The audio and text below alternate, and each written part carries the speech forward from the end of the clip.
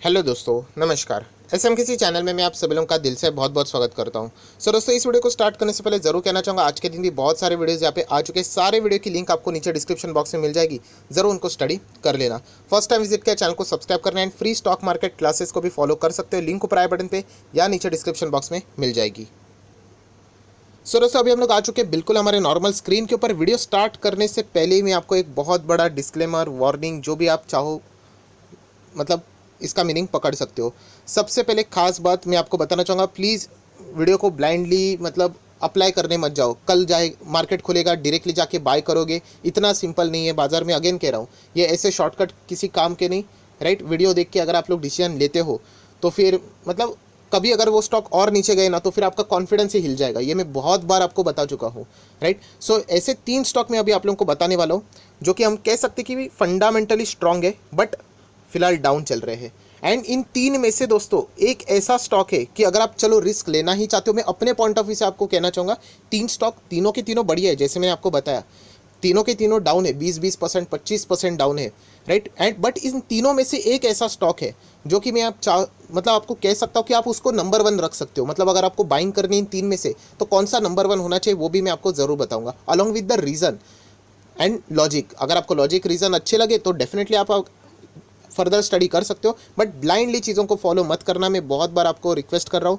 अभी भी बहुत सारे लोग कमेंट सेक्शन में पूछते रहते हैं, सर क्या इसमें बाय करूँ, क्या इसमें एवरेज करूँ। किसी को पूछकर दोस्तों ये डिसीजन नहीं लिया जा सकता, क्योंकि जैसे मैं बार बार बता चुका हूँ, इस प्रॉब्लम की सबसे बड़ी जड़ यही है कि आपने चलो सुनकर यहाँ पे निवेश भी कर लिया। बहुत ध्यान से सुनना। एंड अगर कल वो स्टॉक नीचे गया, मैं बार बार कह रहा हूँ, आप लोग यहाँ पे उस स्टॉक को बेच के एग्जिट कर लोगे, क्योंकि आपने कुछ स्टडी नहीं किया था। जैसे मैं बोलता हूँ ना कि XYZ स्टॉक यहाँ पे मैं स्टडी करके रेडी हूँ, मेरे पास लिस्ट है। कल मार्केट गिरेगा ना तो मैं सबसे ज़्यादा खुश रहूँगा। कल मैं इसे बोलने के लिए कह रहा हूँ, क्यों? क्योंकि वो स्टॉक्स मैंने स्टडी किए, फंडामेंटली स्ट्रांग है, रिजल्ट अच्छे हैं, करंट स्टेटस अच्छा है, फ्यूचर ओरिएंटेड है, राइट। तो ये स्टडी करने के बाद ही आप लोगों को एटीट्यूड आने वाला है। सो चलिए देख लेते कौन से 3 स्टॉक है। सबसे पहले अगर कोई स्टॉक है तो वो है AU स्मॉल फाइनेंस बैंक। अभी ज़रूर मैं एक इंपॉर्टेंट चीज़ कहना चाहूँगा, देखिए फाइनेंस सेक्टर से बात जुड़े हुई है तो आपको पता है इनके NPS में भी बहुत सारी हम लोग को दिक्कतें देखने को मिली है। बट इस बैंक को एक थोड़ा सा फ़ायदा ज़रूर मिलेगा। कौन सा वाला? कि स्मॉल फाइनेंस बैंक, ये जो बिजनेसेस देखने को मिलते हैं, उज्जीवन स्मॉल फाइनेंस बैंक, सूर्योदय small finance bank, इक्विटा small finance bank, AU small finance bank, उसमें देखा जाए तो ये मुझे कंपैरेटिवली बढ़िया लगता है, राइट। बहुत ज़्यादा रिस्की स्टॉक है, मैं इससे पहले भी आपको बोल चुका हूँ। इवन दो ये लार्ज कैप है बट इसमें वॉलेटिलिटी भयंकर रहती है।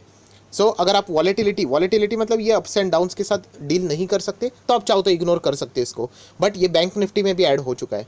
सो कंपनी खराब नहीं है बट सिचुएशन के कारण हम लोग कह सकते हैं इनके NPS ज़रूर बढ़े हैं, ये एक पॉइंट पक्का है। एंड अगर फिलहाल अगर हम लोग देखेंगे 1000 के नीचे है, जब सब कुछ नॉर्मल यहाँ पे चल रहा था तब ये बैंक अगर मैं आपको दिखा दूँ, ये देखिए, अगर मैं टॉप की बात करूँ 1300 के लेवल के आसपास गया था। अगर आपको एग्जैक्टली 52 वीक हाई चाहिए तो 1354.50 ये है इसका 52 वीक हाई।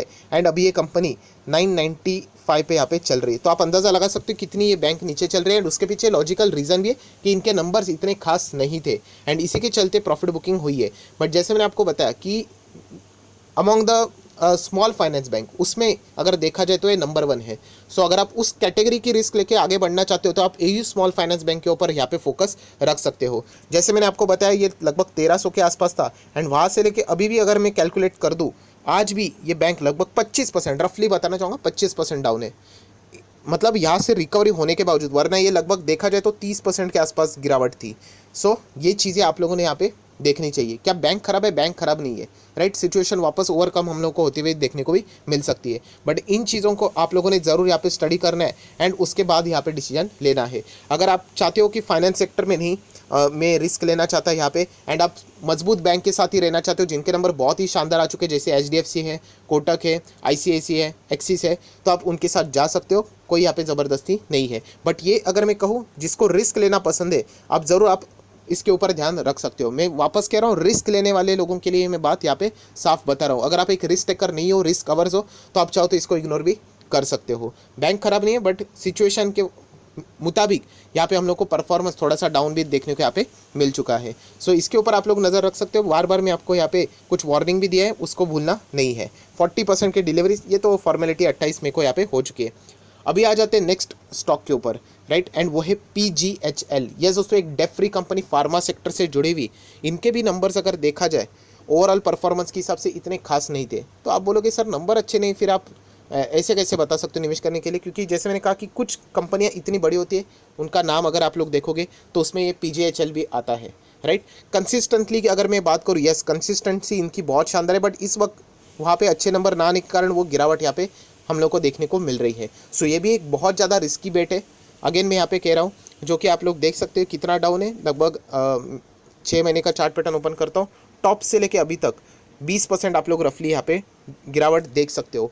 अगेन डिस्क्लेमर, ये कंपनी रिस्की है, मिड कैप क्वालिटी का स्टॉक है, ये चीज़ भी आपके दिमाग में फिट रहनी चाहिए। अगर आप एंटर करते हो 40% नीचे जाने के बाद आपको डर लगता है, तो ऐसे स्टॉक से आप लोगों ने दूर रहना चाहिए। मैं इससे पहले भी आपको बोल चुका हूँ। मैक्सिमम चार्ट देखोगे, ये देखिए कमाल का चार्ट पैटर्न है, आप लोगों को यहाँ पे साफ साफ देखने को मिल रहा है। एंड इसमें अगर आप एंटर करोगे तो ज़्यादा टाइम भी आप लोगों को यहाँ पे देना पड़ सकता है। सो एक कंपनी बुरी नहीं है, यहाँ पे आप देख सकते हैं 5 साल में भी कमाल के परफॉर्मेंस दिखा चुके हैं। बट यहाँ पे अच्छा रीज़न मिल चुका है अभी स्टॉक इतने टॉप पे आने के बाद कि कंपनी की Q4 के नंबर इतने खास यहाँ पे नहीं है, तो मजबूत प्रॉफिट बुकिंग भी यहाँ पे देखने को मिल चुकी है। सो अगर आप चाहो तो इसके ऊपर भी यहाँ पे फोकस रख सकते हो। ब्लाइंडली निवेश नहीं करना है, ये सारे स्टॉक्स रिस्की स्टॉक्स है, ये मैं बार बार आपको यहाँ पे वार्निंग देते चला जा रहा हूँ। 28 मई की बात करें, सो 62% की डिलीवरीज, बट आप वॉल्यूम देख लेना कितने कम वॉल्यूम्स है, राइट। तो ये चीज़ें भी आप लोगों ने साइमल्टेनियसली यहाँ पे चेक ज़रूर करना चाहिए। देन अगर हम लोग यहाँ पे बात करें कोई आखिरी स्टॉक है, तो वो है आपके सामने यहाँ पे आ चुका है अंबर एंटरप्राइजेस। यस दोस्तों, अंबर एंटरप्राइजेस AC से रिलेटेड, एयर कंडीशनर से रिलेटेड अगर मैं बात करूँ, चीज़ें बनाते भी है, उनके कंपोनेंट्स के साथ भी डील करती है। एंड फिलहाल स्टॉक 2700 के आसपास चलते हुए देखने को मिल रहा है। तो एक काम कर लेते, इसका 1 साल का परफॉर्मेंस या फिर 6 महीना देख लेते। ये देखिए वहाँ से लेके अभी 22% की गिरावट है।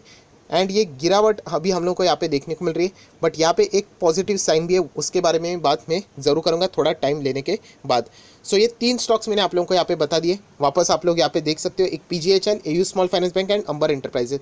बट जैसे मैंने आप लोगों को कहा था, 3 में से एक अगर आप चाहो तो वहाँ पे पहला दाव यहाँ पे लगा सकते हो, आपकी मर्जी। जैसे मैंने कहा था, ब्लाइंडली चीज़ों को फॉलो नहीं करना है, नुकसान आप ही का हो सकता है। एक काम रह गया यहाँ पे अंबर एंटरप्राइजेस का 28 तारीख का डेटा, 46% की डिलीवरीज देखने को मिल रही है, ठीक है। सो इन 3 में से नंबर 1 अगर आपको किसी को यहाँ पे प्रायोरिटी देनी है, सो दोस्तों वो है अंबर एंटरप्राइजेस। यस, अभी ऐसा क्यों? इन तीनों स्टॉक्स की अगर मैं यहाँ पे बात करें तो AU small finance bank and PGHL, ये दोनों कंपनी ऐसी है जिनके Q4 के नंबर इतने खास नहीं है। वहाँ पे NPS के इश्यूज़, यहाँ पे हम लोग को नंबरिंग में भी गिरावट देखने को मिली थी, बट ये नाम बहुत बड़े, तो इसीलिए वहाँ पे फ्यूचर में रिकवरी आ सकती है, राइट। सो ये 2 कंपनियाँ ऐसी थी, जैसे मैंने कहा कि नंबरिंग अच्छी नहीं, एंड उसके बावजूद हम यहाँ पे कह सकते हैं कि ब्रांड के कारण वहाँ पे आप फोकस रख सकते हो। बट अंबर एंटरप्राइजेस ये ऐसी कंपनी है, 3 में से जो मैंने कहा था ना एक स्टॉक, ये मैं इसीलिए आप लोगों को कह रहा हूँ, इसको आप लोग नंबर 1 के ऊपर रख सकते हो, क्योंकि इनके Q4 के नंबर बहुत ही शानदार थे। मैंने सेपरेटली वीडियो भी बनाया था, बहुत अच्छे नंबर थे, बहुत शानदार नंबर थे। एंड उसके बाद भी आप लोग यहाँ पे देख सकते हो समवेयर अराउंड 20-25% की गिरावट हम लोग को देखने को यहाँ पे मिली है। सो फ्यूचर में हम लोग कह सकते हैं कि यहाँ पे एक यू टर्न यहाँ पे आ सकता है। बट अगेन ये भी एक मिड कैप क्वालिटी का स्टॉक है, ये भी आप लोगों ने अपने मतलब ये जो रडार है उसके ऊपर ये सारी चीज़ें लिख के रखनी चाहिए कि कौन सा स्टॉक आप लोग यहाँ पे देख रहे हो, वॉच लिस्ट में रख रहे हो, तो ये मिड कैप क्वालिटी का स्टॉक है, मतलब रिस्क उतनी यहाँ पे रहेगी। क्योंकि इसके पहले भी अगर आप देखोगे अंबर एंटरप्राइजेस ज़्यादा टाइम नहीं हुआ है, 2018 से ही शुरू हुआ है, वहाँ पे भी अगर हम लोग देखते तो ये 48% मतलब आधा हुआ था। मैं पैंडेमिक की बात नहीं कर रहा हूँ, पैंडेमिक तो यहाँ पे ये 2019 की मैं बात कर रहा हूँ, तभी भी ये आधा हुआ था। उसके बाद भी हम लोग को 50% डाउन देखने को मिल रहा था, एंड अभी की बात करें तो लगभग 25% डाउन। सो गिरावट के मामले में बहुत ही ज़बरदस्त है, 20-25-30% तो ईजिली करेक्शन दिखाता है, मिड कैप क्वालिटी है, तो ये भी आपको पता होना चाहिए। सो इन 3 में से अगर मैं बात करूँ तो अंबर एंटरप्राइजेस, अगर आप चाहो तो इन 3 में से एक के साथ दाव लगाना चाहते हो तो अंबर एंटरप्राइजेस की ओर आप लोग फोकस रख सकते हो। ये मैं इसीलिए कह रहा हूँ क्योंकि कंपनी के ईयर ऑन ईयर बेसिस भी नंबर अच्छे एंड क्वार्टर भी नंबर अच्छे हैं। सो फ्यूचर में आप लोगों के फेवर में ये डिसीजन यहाँ पे जा सकता है।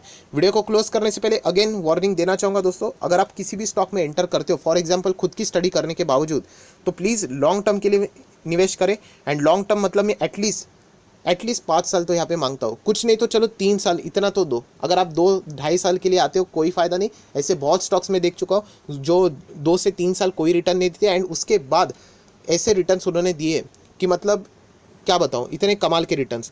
मतलब मैंने इससे पहले भी आप लोगों को एक वीडियो दिखाया था जहाँ पे मैंने खुद की अपनी स्टोरी बताई थी कि 5 साल में से 1 2 3 4 साल में यहाँ पे रिटर्न मिला था, ज़्यादा नहीं मिला था, राइट। 10 के 12.5 के आसपास यहाँ पे हुए थे, एंड देन 5th ईयर ऐसा हो गया कि सीधा ये 12.5 सीधा 100 हो गया। सो ऐसी चीज़ें बाजार में वर्क करती है, इसीलिए तो वॉरेन बफेट जी भी कहते हैं कि लॉन्ग टर्म इन्वेस्टर आप लोगों ने यहाँ पे बनना चाहिए। सो वीडियो क्लोज करने से पहले अगेन कहना चाहूँगा दोस्तों, वार्निंग देना चाहूँगी, सारे के सारे रिस्की स्टॉक है, ये कोई ऐसे ईजी स्टॉक नहीं है, हर किसी के बस की बात नहीं है यहाँ पे, राइट। क्योंकि यहाँ पे जो गिरावट आती है वो बहुत बड़ी पैमाने के ऊपर हम लोग को देखने को मिलते हैं। स्टॉक बुरे नहीं है, बट ये चीज़ आपको ने नोट करनी चाहिए। सो जो लोग भी रिस्क लेना चाहते हैं इन स्टॉक्स के ऊपर यहाँ पे स्टडी कर सकते हैं। ब्लाइंडली चीज़ों को फॉलो करोगे तो वैसे आप लोग ज़बरदस्त रिस्क ले रहे हो, चाहे वो फिर कौन सा भी स्टॉक हो, राइट। सो आई आशा करता हूँ जितनी भी चीज़ें मैंने यहाँ पे बोली है आप लोग उसके ऊपर स्टडी करोगे, ब्लाइंडली कोई भी डिसीजन यहाँ पे नहीं लोगे। वीडियो अच्छा लगे तो लाइक एंड शेयर भी कर देना। So that's it, thank you very much दोस्तों, we will be meeting next video, तब तक के लिए बाय बाय।